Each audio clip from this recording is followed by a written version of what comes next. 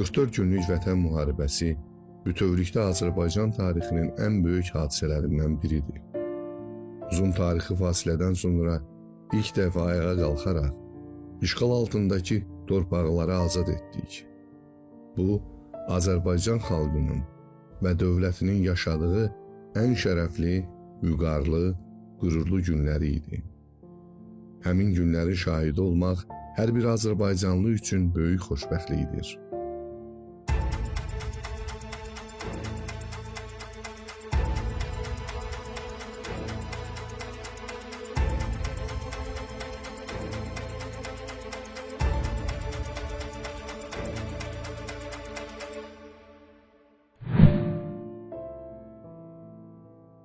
Həmin hadisələrin şahidləri ilə yanaşı şəhidləri də var. Tarixi yenidən yazan, bizə zəfər sevincini yaşadan, xalqının və dövlətinin məğlubdan qalibə çevirən igidlər, yeni əsrin cəngavərləri. Onlar bu zəfər üçün tərəddüd etmədən ən dəyərli və şirin canlarını əsirgəmədilər. Belə cəsur igidlərdən biri də Aysenan Əsgəroğlu Abbasovdur.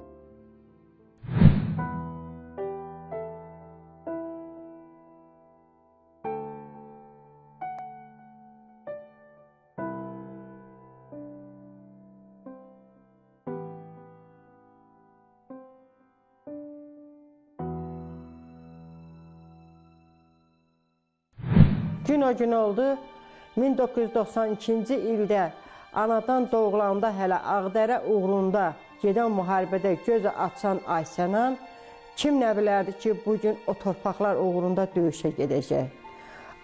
O, körpəlikdən gözünü atəş altında atmışdı. O, gözünü müharibənin içində açmışdı Aysenan. Bizim torpaqlarımız düşmən əsarəti altındaydı. Həmin devirdə uşaqların əksəriyyəti vətənpərvər ruhda böyüyürdülər. Yəni onlar o ruhda böyüyürdülər ki, torpaqlarımızı azad edəcəyik, düşmənlərimizi torpaqlarımızdan qovacağıq, biz azad dövlətin nümayəndəsi olacağıq. O ruhla da böyüdülər. Və onlar torpaqlarımızın azadlığı uğrunda gözlərini qırpmadan döyüşlərə atırdılar. Onlardan biri də mənim yetirməm, mənim şagirdim, fəxr elədiyim Aysenanımız oldu. Aysenan Əsgəroğlu Abbasov 29 iyun 1992-ci ildə Tərtər rayonunun Sevdimli kəndində sadə kənd ailəsində anadan olmuşdu. 2 evlad anasıyam.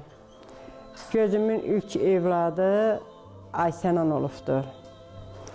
Aysenan hələ dünyaya gəlməmiş, yuxumda onu Aysenan adı qoymağa mənə dedilər. Ona görə də Aysenan adı fərqlidir. Sənan yox, Aysenan qoyuldu adı. İlk orta təhsilini kənd orta məktəbində almışdı. Məktəb oxuyub, gücüm çatmıyor ki, ona təzə giyindirəm, yola salam. Onun həmişə əynində köhnə paltarı olub.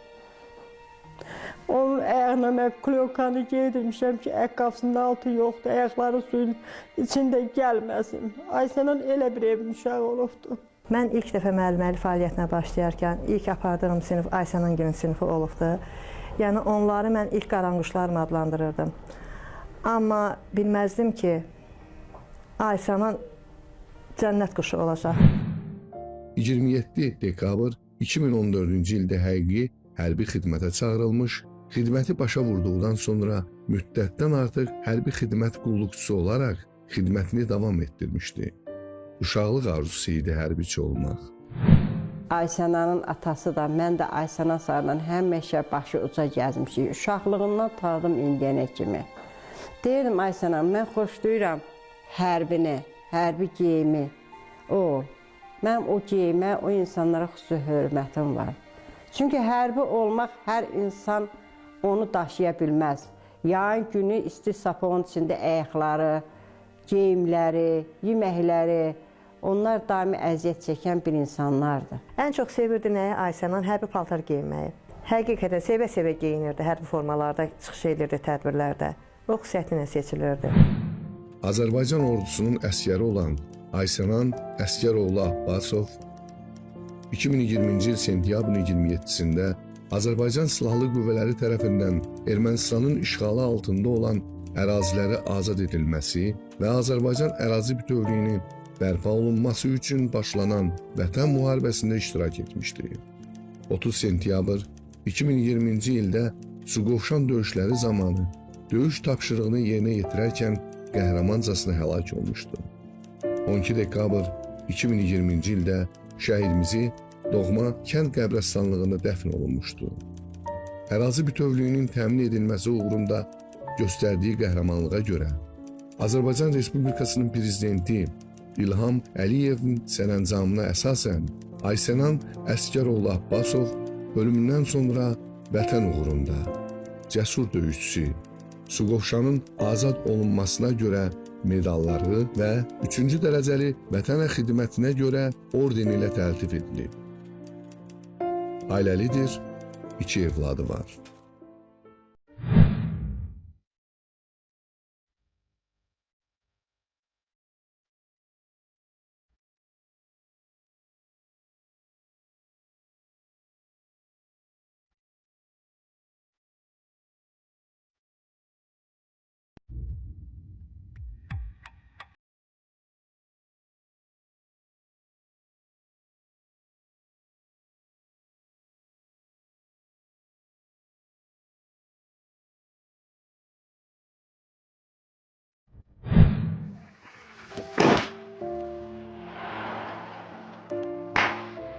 Azərbaycan ərazilərinin işğaldan azad olunmasına, döyüş tapşırıqlarını uğurla yerinə yetirdiyinə, düşmənin əsas qruplaşmalarının məhv edilməsi ilə qoşunların döyüş qabiliyyətini qorunub saxlanılması Ayşənənin cəsur və igid əsgər olduğundan xəbər verir. Bizim toyumuz 2015'te oldu. 2016'da aprel döyüşləri oldu. Ayşənan aprel döyüşlərinə getdi. Hələ Ayşənan aprel döyüşlərində Lələtəpiyə taxılan bayraqda da Ayşənanın əməyi olubdu. O müharibədə də iştirak edibdi. Ən birinci qorxduğum, müharibədən qorxduğum həmin vaxt olmuşdu. Ayşənanı itirmək qorxusu onda başladı məndə. O inanmırdı ki, şəhid olacaq. Onda bir his var idi ki, o qələbə xəbərini keçirəcək, bayraq sancacaq. O ümidlə gedirdi o döyüşlərə ki, qələbə xəbərini sizə çatdıracaq. Deyib gülən uşağı idi, yaxşı oxuyan uşağı idi. Ayşənanın ən böyük arzusu hərbiçi olmaq idi.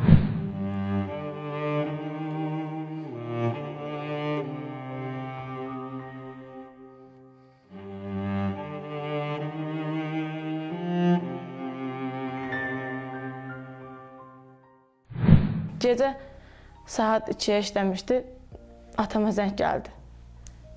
Gördüm Ayşənandır.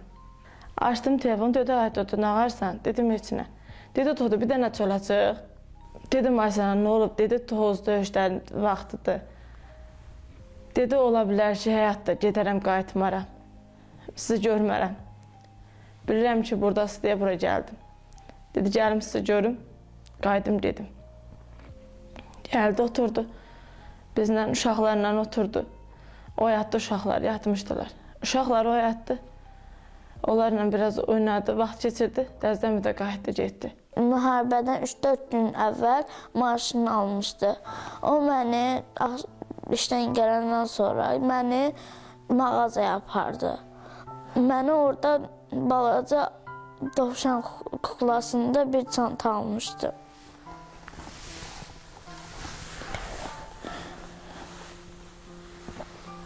Mənim dedəmlə tək yardımcı. Sonuncu görüşümüz belə xatırlayıram ki, Ayşənan gəldi, görüşdü. Yəni, vidalaşmaq demək olmazdı, sağollaşdı. Dedim əlimə, ümid edirəm ki, görüşərik. Günün bir günü darvazamın ağzına çıxdım. Yoldaşımla təkcə idik, oturmuşduq darvazanın ağzında. Yoldaşımla da əsgər idi. Dedim əsgər, dedi ha. Dedim orta məktəbdə bir qəşəng ədəbiyyatdan şeirimiz var idi. Dedi hansı şeir? Dedim Ana və Paştalyon. Dedi mənim də yadımdadır. Orada mən o əsgərə bir kuplet şeir derdim. 4 ay vardır ki ananın gözləri yol çəkirdi. Başqa bir dərdi yox idi, oğul dərdi idi dərdi. Sorurdu balam hanı hər cəbhədən gələndən. Dedim əsgər, xəbər gəlməyir ondan, xəbər gəlir öləndən. Yerə mi batdı oğlum? Göyə mi çıxdı oğlum? Bəlkə mən yanılmışam, əzəldən yoxdur oğlum. El bilir uşaqlıqdan ona xələf olmayıb. Ürəyimə damıb ki, oğlum tələf olmayıb. Bəs səbəb nədir yazmır anaya bircə kağız? Oğul, oğul deməkdən qavar oldu dil ağız. Buludlu səma idi onun dalğın baxışı. Gözlərindən yağırdı bir ilk bahar yağışı. Qəlbindəki o yara təzə idi, bu ilk idi. Onu bu hala salan nübarı idi, ilki idi. Asta basına torpağa, orada şəhid nəfəsi var. Qan qarışmış o palçıqda, sönmüş şəhid həvəsi var. Qurban olum, yavaş gəzin, o dağlarda, o daşlarda. Qara şallı bir ananın dağlar boyda yarası var. Anan dözə bilmir bu acı dərdə, bacının qəlbində qəm pərdə-pərdə. Hər kəsin gözündə igid sərkərdə, ən ali zirvəyə çatdın Aysən an.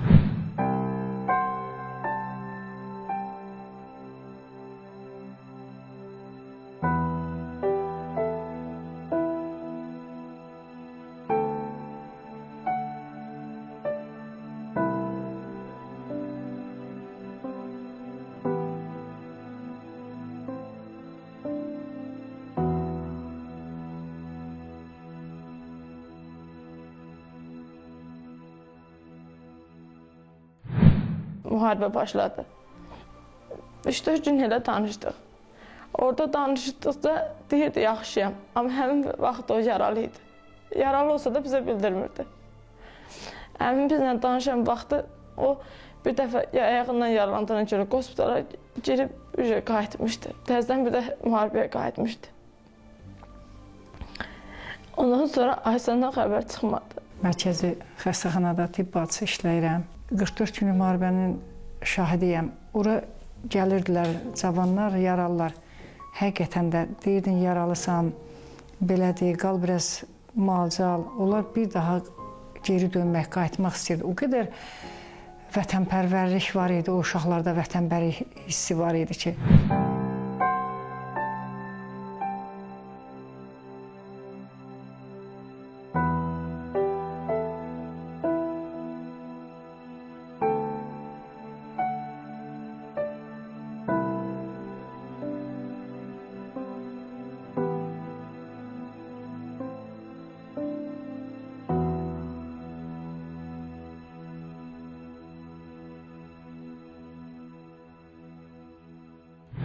Həmin evdə Tərtərdə güclü atışmalar gedirdi.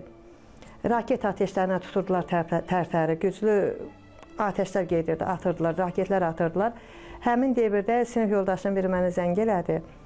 Dedi ki, müəllimə, Aysanana xəbər bilirsiniz? Dedim, yox, Aysanana zəng edirəm, zəng çatmır. Dedi ki, bəs Aysanana bizə xəbər bilmirik. Xəbər bilsəz bizə də verin. Mən anasına əlaqə saxladım. O da dedi ki, Aysandan xəbər bilə bilmirik. Aysanan getdi. Aysanan 3 gün müharibədə iştirak elədi. 4-cü günü hər bir kəs mənə zəng eləyirdi. Hər bir kəs. Hamı bilirdi, bir mən bilmirdim. Demə Aysanan şəhid imiş. Ancaq mən itkin kimi axtarırdım Aysananı.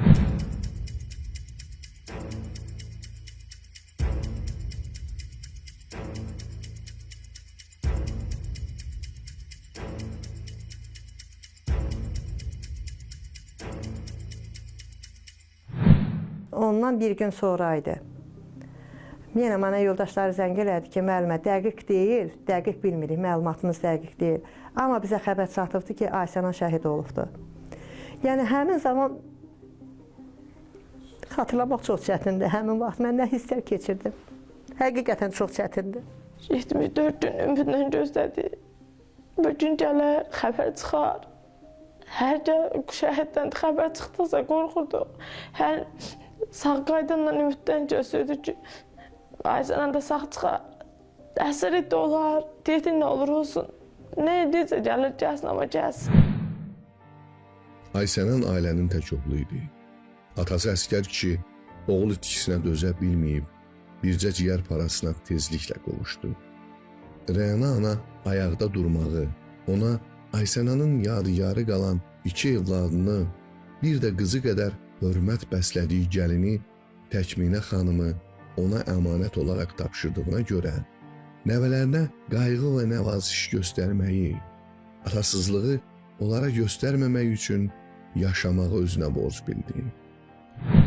Müharibə günü başlandı. Bircə kəlmə Ayşənan bu sözü dedi üstörtülü.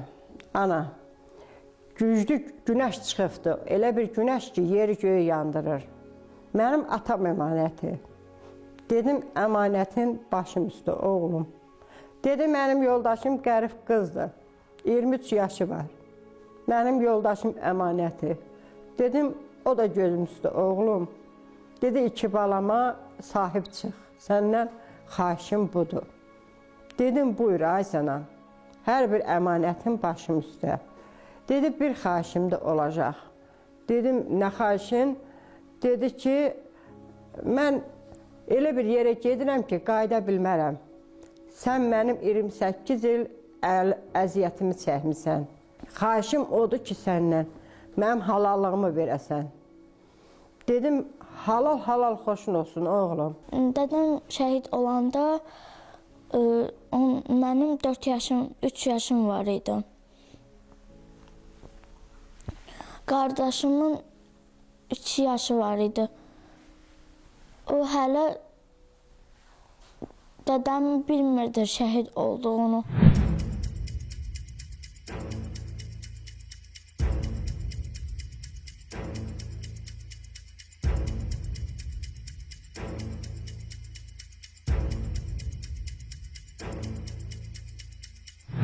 Dekabrın 12-si günü tezdən mənə zəng gəldi. Ayşənan şəhiddir, oğlun qəhrəmandır, gəlir dedilər. Ancaq mən elə düşündüm ki, mənim oğlum itkin idi, əsirlikdən gəlir, sağ gəlir. Amma demə, oğlum getdiyi kimi gəlmir. Bu dəfə oğlum çiyində gəlir, bu dəfə oğlum bayraqda gəlir. Güləri üzlə gedən Ayşənanın üzü örtülü bayraqda gəldi. Ayşənan dekabrın 12-si axırıncı dəfə elinə, obasına, doğulduğu bu evinə qayıtdı. Amma çox heyif ki, Ayşənan bu dəfə ömrü çıxdı qapımızdan.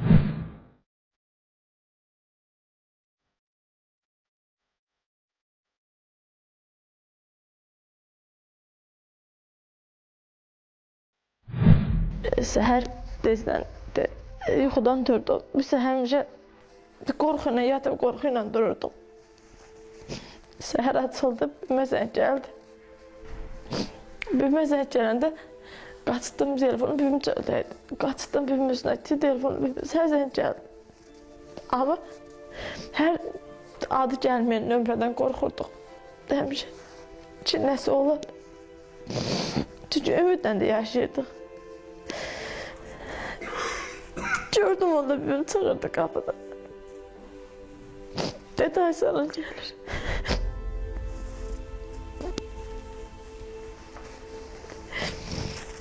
Dedi, Ayşənan gəlir.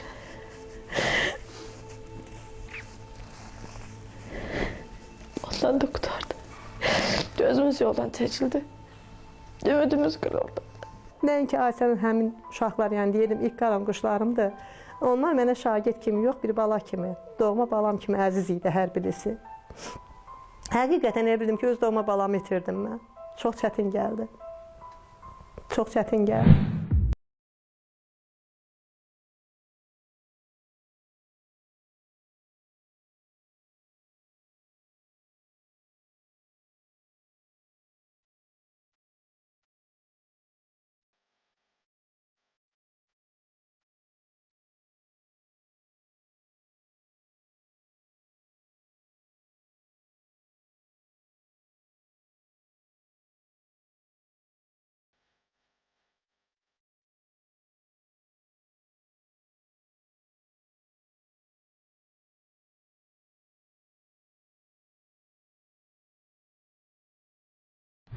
Xoşbəxt ona görəyim ki, oğlum elin, vətənin, cəmiyyətin yolunda gedibdir.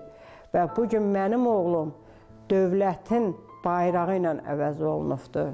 Mən ona görə bugün oğlumla da fəxr eləyirəm. Aysən ansız yarım qalsa da biz şəhid ailəsi olaraq biz hörmət görürük, qürur duyuruq. Hamı da bizə o qüruru yaşadır. Onun paltarlarına baxıram. Otağına girəndə birdən özümü hiss edirəm, kövrəldiyirəm, özümü pis hiss edirəm. Onun xəttinə baxanda öz xəttimi onu uşatdırmağa çalışıram. Mən atama fəxr edirəm. Atam kimi mən böyüyəndə əsgər olacağam. Bugün isə bu ailənin yüzlərlə, minlərlə qardaşı və bacısı var. Onlar tez-tez bu ailəyə gəlir, Rəyananaya baş çəkir, halından xəbər tutur. Bayram vaxtları, xüsusən doğum və anım günlərində şəhidin abidəsini ziyarət edir, hörmət və ehtiramlarını bildirirlər.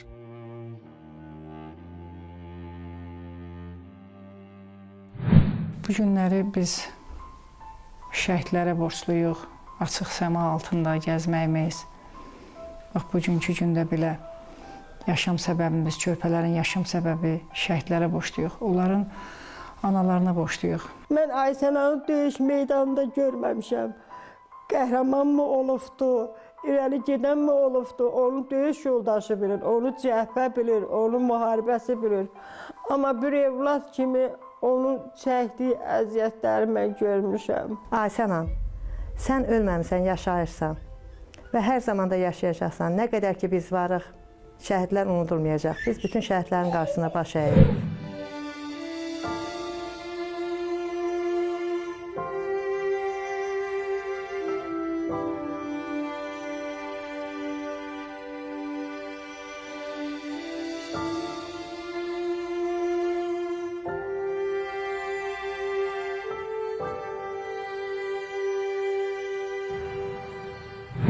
Bu günlərim bizim üçün həm acıdır, həm də qürur hissidir ki, belə bir oğlanların qarşısında başı dik, alnı açıq dayanmışıq. Bizim Ayşənan qardaşımız Suqovuşan uğrunda gedən döyüşlərdə 44 günü vətən müharibəsində Seydimli kəndinin yeganə şəhididir. Biz Ayşənanın qəhrəmanlığı ilə, eləcə də onun ailəsi ilə bərabər, anası, yaxınları, doğmaları ilə bərabər qazi qardaşları və veteran qardaşları fəxr hissi keçirik ki, bizim Tərtər rayonu Seydimli kəndinin belə bir şəhidi var. Bütün cəmi şəhidlərimizə Allahdan rəhmət diləyirəm. Allah hamısına rəhmət eləsin. Hamısı qürur mənbəyimizdir, hamısı fəxr hissimizdir. Bizim Azərbaycan Respublikasının azadlığı uğrunda, Azərbaycan Respublikasının müstəqilliyi uğrunda, üstünlükçü bayrağımızın daima dalğalanması uğrunda canından keçən, qanından keçən şəhidlərimizin, qazilərimizin və veteranlarımızın qarşısına baş əyirik. Ayşənan Vəzir Orucovdan örnək götürüb, Mübariz İbrahimovdan örnək götürübsə, inşallah ki, gələn nəsillərdə Ayşənan kimlərdən örnək götürəcəklər. Mən şəhid ailələrinə deyərdim ki, yəni onlar çox vüqarla başlarını uca tutub gəzsinlər, vüqarlı olsunlar. Onlar, necə deyim, fəxr eləsinlər ki, onların belə tarix yazan oğlanları var. Mən şəhid analarıma bunu deyərdim.